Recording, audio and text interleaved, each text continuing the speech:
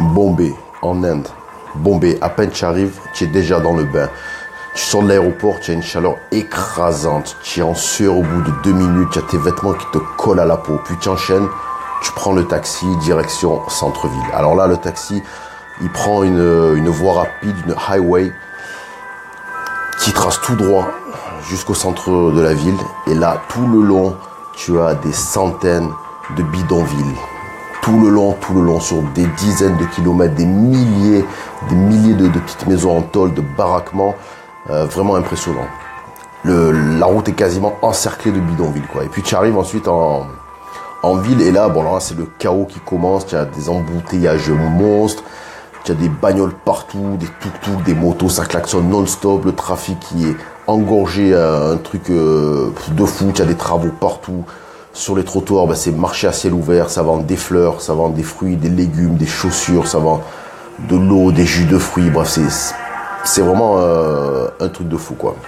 Donc moi, je suis arrivé là, c'était le premier jour de mon long voyage en Asie. Je t'avoue qu'au début, j'en menais pas large, quoi. Entre la chaleur, le bruit, le bordel, la surpopulation, c'était quand même too much, quoi. Donc j'arrive dans mon hôtel que j'avais réservé en ligne avant de venir en Inde. Bon là, mauvaise surprise, je suis dans un hôtel à Colaba dans le sud. C'est le truc vraiment hyper glauque, quoi. Tu as une petite entrée toute noire, toute sombre. Tu prends un espèce de vieil ascenseur tout grillagé à l'ancienne, et puis tu arrives, hop, une réception pareil, toute glauque. Tu as l'impression même d'être dans... C'est plus un commissariat ripou qu'une réception, quoi. La chambre, n'en parlons pas, des poils partout. Une fourmilière, à chaque fois que j'allumais la lumière, ça pétait les plombs dans la salle de bain. Bon, un truc pas très rassurant. Mais bon, voilà, c'est comme ça, c'est l'Inde, je le savais, c'est pas grave. Donc, ma première sortie en Inde, je suis allé me balader sur le bord de mer à Bombay. Et puis, au bout d'une demi-heure, qu'est-ce que j'aperçois? Un bidonville. Donc, en fait, le bidonville, carrément, il coupe la route, quoi. C'est-à-dire, la route s'arrête, tu n'as pas le choix. Soit tu vas dans le bidonville, soit tu retournes en arrière. Donc, qu'est-ce que j'ai fait? Je me suis dit, écoute, on va rentrer dans le bidonville, on verra bien ce qui se passera. Hein. Espérons qu'il se passe rien. Bon. Et donc, je rentre. Et là, vraiment hallucinant, quoi. C'est, en fait, tu vois des images que tu avais vues dans des reportages télé ou dans Slumdog Millionnaire, mais les voir dans la réalité, c'est franchir un autre palier, ça n'a vraiment rien à voir, quoi. Parce que là, quand tu es là, les odeurs, tu les sens. Ça sent la pisse, ça sent la merde, mais la merde humaine, ça sent le poisson, ça sent la pourriture. Tu vois des gosses qui se baignent, en fait, dans la mer, mais qui plongent, mais c'est de l'égout, en fait. La mer est dégueulasse, quoi. C'est comme plonger dans des chiottes, quoi. Tu vois énormément de chiens errants, alors ils sont tous faméliques, ensuqués, ils se battent avec des corbeaux pour se partager les ordures. Alors les ordures, il y en a partout, c'est une décharge. En fait, le bidonville est une décharge presque par définition, quoi, dans cette ville. Et puis tu vois des gens qui travaillent comme des dingues, alors qu'il y a des échafaudages partout, des échafaudages en bambou, quoi, aucune sécurité, les mecs montent à pieds nus, ils en ont rien à foutre. Tu as des types qui tirent des espèces de charrues en bois du Moyen-Âge, quoi, avec des blocs de glace immenses. Les mecs sont en sueur, ils sont tellement maigres à cause de la chaleur et de l'effort, c'est impressionnant. Et puis tu as des gens qui vendent leurs poissons, leurs fruits et légumes partout, à même le sol, quoi. C'est vraiment... voilà, c'est comme on dit la cour des miracles. Sans parler des malades. Alors les malades... j'ai croisé des lépreux, j'ai croisé des gens, je sais pas ce qu'ils avaient, mais je préfère pas le savoir. Tu vois des grosses malformations physiques. Tu avais un type genre qui avait les pieds à la hauteur de la tête, quoi. J'ai jamais vu ça. Tu avais d'autres qui avaient des grosses, je sais pas, des grosses infections sur le visage. Enfin voilà, tu sens que c'est les maladies qu'on a guéries depuis 500 ans qui officient encore dans ce pays. Donc ça fait vraiment peur, quoi. Il n'y a pas la sécu là-bas, quoi. Donc en fait ces gens, ils en avaient rien à foutre de moi, quoi. Personne ne m'a calculé, contrairement à ce que je pensais ou appréhendais un peu. Pourquoi ils ne me calculaient pas? Alors pourtant j'étais le seul touriste, le seul blanc aux alentours. Tout simplement parce que je me suis rendu compte que ces gens n'ont pas le temps. Ils n'ont pas le temps de s'attarder sur des conneries. C'est comme ils n'ont pas le temps de pleurnicher, ils n'ont pas le temps de se plaindre. Je veux dire, voilà, c'est pas le genre de gens qui vont envoyer un tweet pour se plaindre d'une émission de télé ou faire un post Facebook... parce que, voilà, à propos d'une catastrophe ou de je sais quoi, ils en ont rien à foutre, ils ont pas le temps, ils sont complètement déconnectés de ça, parce que s'ils bossent pas, ce soir ils bouffent pas, si le mec répare pas son toit, ce soir il peut dormir sous la pluie, si la femme elle vend pas son poisson avant la tombée de la nuit, son poisson il va pourrir, et elle va perdre du fric. Tu vois, ces gens en fait ne s'arrêtent jamais. Donc c'est vraiment un pays de fous. Et puis d'ailleurs les bidonvilles en fait ça s'arrête pas là, c'est-à-dire que même quand tu vas dans des rues on va dire normales, enfin, je veux dire, standard mondial, quoi, des grandes villes, mais tu croises quand même des familles entières qui vivent sur le trottoir. J'avais vu la même chose à Delhi aussi, c'est même pire à Delhi d'ailleurs.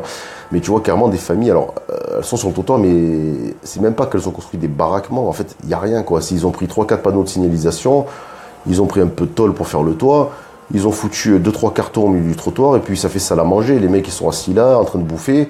Tu as leurs gosses qui sont à moitié à poil, en slip, pieds nus, qui sont noirs de crasse, qui ont les cheveux dégueulasses, et qui déambulent au milieu des passants, au milieu des gens qui vont travailler, quoi, dans l'indifférence la plus totale, quoi. C'est vraiment impressionnant.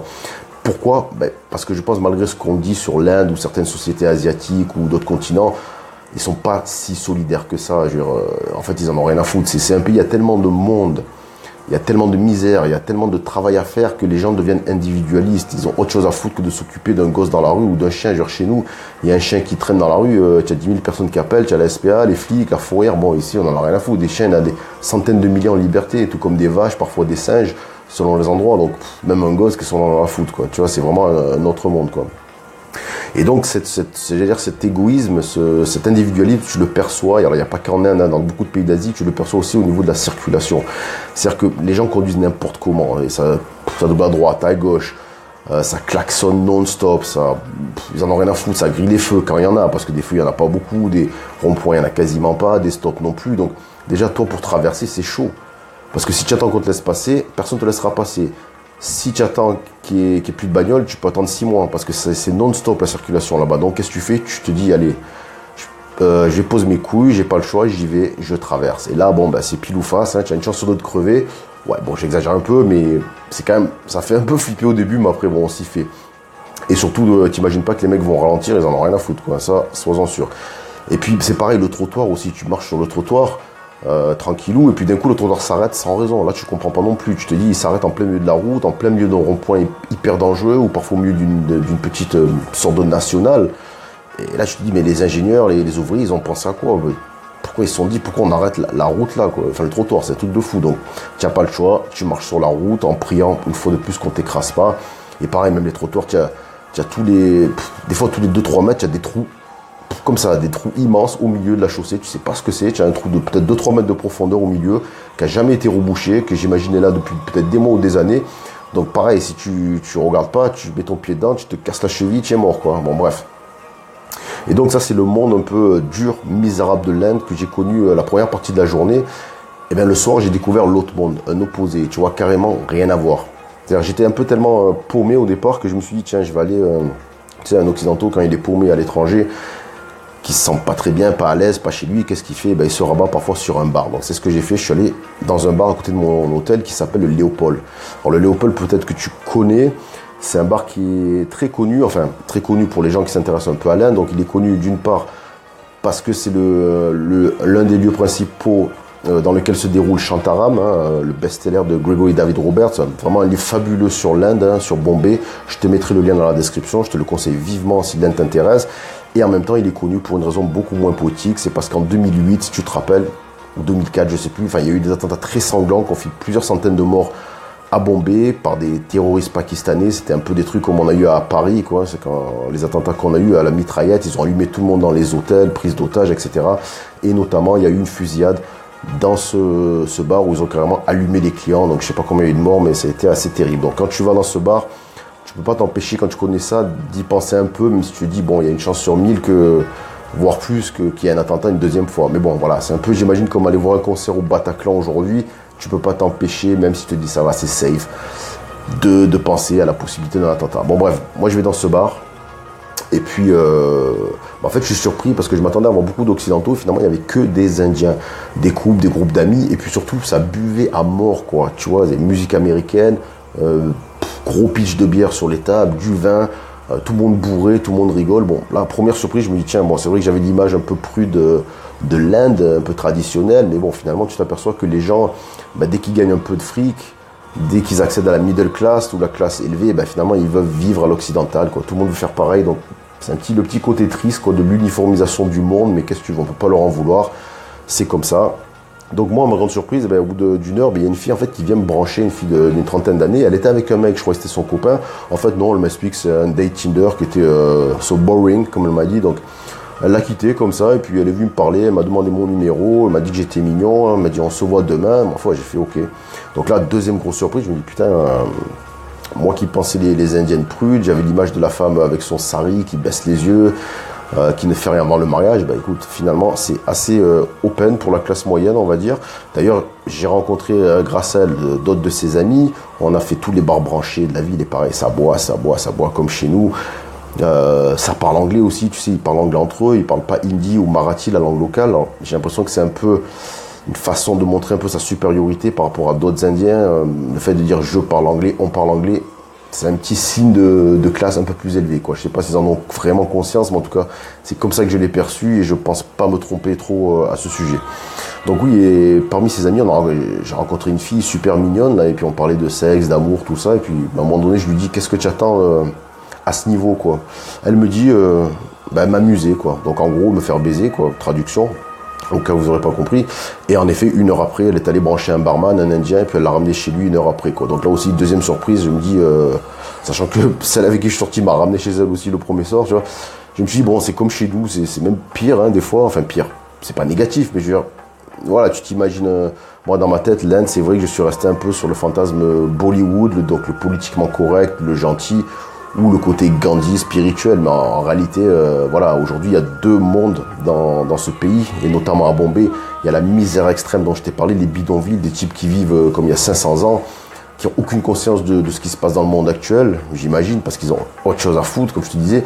Et puis de l'autre côté, tu as cette classe qui s'américanise, qui s'occidentalise, qui va dans les mêmes bars que nous, qui boit les mêmes bières, le même vin, qui écoute la même musique, qui va voir les mêmes films, quoi. Et voilà, c'est assez hallucinant. Donc voilà, ça c'est ce que je voulais raconter sur Bombay. Peut-être une autre petite dernière chose, t'avoue que j'ai aussi pris le train. Alors le train c'est quand même un truc fou. Je suis allé avec cette fille prendre un train de banlieue pour aller avec elle à son bureau. L'heure de pointe déjà tu comprends rien, tu sais même pas où acheter un ticket. Il y a les noms qu'ils affichent sur les panneaux, il n'y a pas d'horaire, ça veut rien dire, il n'y a pas les destinations. C'est juste par exemple le Bombay Rapid, le Diwali Underground, je sais pas, enfin juste des noms. Tu sais, tu n'as pas le quai, tu n'as rien du tout, tu sais pas où faut aller, tu sais pas où va le quai. Donc si tu comprends rien, si tu es novice, c'est assez dur de s'y retrouver, hein. Donc grâce à elle, elle m'a aidé, on a réussi à prendre le train. Le train pareil, c'est la folie, tu as les mecs, le train il est même pas rentré en gare que les mecs se jettent dessus, c'est pas un mythe, c'est une réalité, quoi. Ils se bousculent, mettent des coups d'épaule, je te dis les portes ni ne s'ouvrent ni ne ferment dans les trains en Inde, donc les mecs sont même pas descendus à l'arrêt que déjà il y en a les mecs qui attendent sautent dessus, se bousculent pour avoir une place, c'est un truc de fou. Et en plus, encore plus dur, c'est que tu dois savoir à quelle hauteur du train t'arrêter, parce qu'il y a au moins 3-4 classes différentes, et les wagons ne sont pas reliés entre eux. Et puis pire, pas se tromper, parce qu'il y a des wagons réservés aux hommes, des wagons réservés aux femmes. Donc surtout pas, si tu rentres dans le wagon des femmes, je pense que tu auras quelques problèmes, évidemment, à cause de quoi ? À cause du harcèlement, parce que le harcèlement sexuel en Inde, c'est quand même quelque chose de très présent. Bon, c'est dû à plusieurs phénomènes, notamment culturels. J'en parlerai peut-être dans une autre vidéo, bref, un autre podcast, c'est un autre sujet. Voilà. Ça, c'était pour donner mes premières impressions, ma première journée à Bombay. Bon, c'était en octobre dernier, hein, c'est pas nouveau, mais je voulais un peu revenir dessus. Donc, si ça te tente, va en Inde, va à Bombay, c'est vraiment un truc à voir, c'est vraiment quelque chose de prenant, quelque chose de marquant. Si tu cherches le dépaysement, tu le trouveras pas à Pattaya, à Bangkok ou je sais pas où. Enfin, tu le trouveras un peu, mais en Inde, vraiment, c'est comme si tu étais allé sur Mars, quoi, rien à voir. Donc voilà, n'oublie pas de t'abonner à la chaîne, on reparlera sûrement d'Inde très bientôt. Mets un com si toi aussi tu connais Bombay, tu connais l'Inde. Ciao ciao, merci de m'avoir écouté.